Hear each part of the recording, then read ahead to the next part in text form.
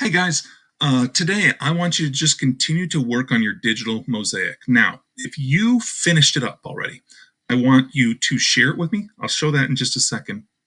But I would also like you to maybe try to do a second one, maybe something a little harder, a little more advanced. So if you rolled through this really fast, it maybe says that, hey, you could do something a little bit harder, take on a little bit of a bigger challenge.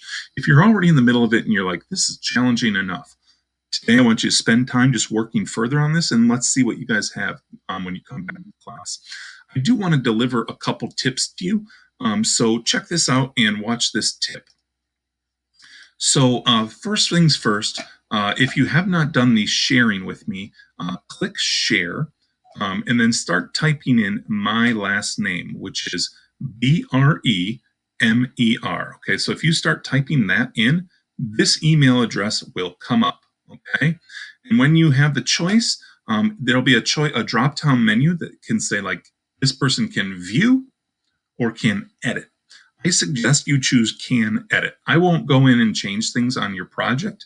However, if you ask for help, I might. I might say, oh, let's fix this, and I can do a little work on it too, and help you out. Okay, so share it with me so that I can see what you're doing.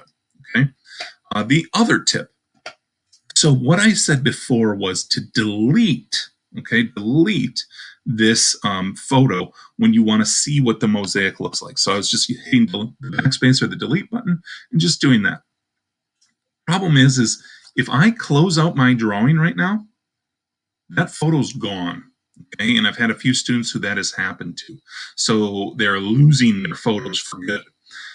And I don't want that to happen, especially if you have resized your photo.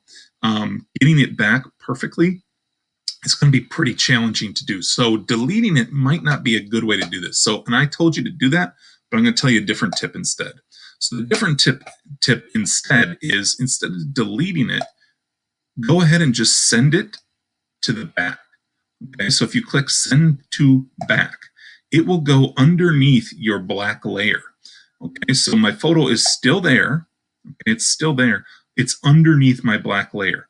Now, if your photo is smaller, you won't even be able to see. See how mine's like poking out underneath the black layer there?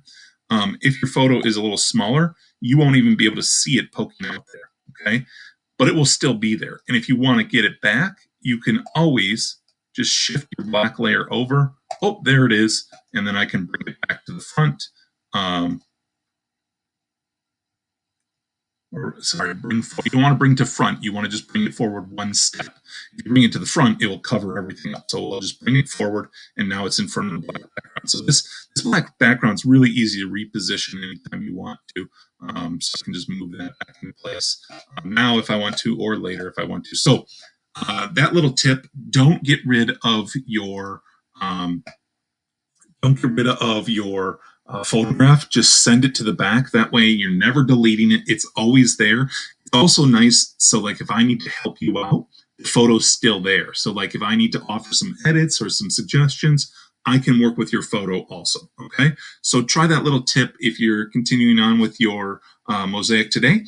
Spend some time on it, and don't forget to click the share button and send it to me so I can kind of take a look at where you're at on this project. So enjoy. Good luck. If you have any questions, send me an email and let me know. See you next week.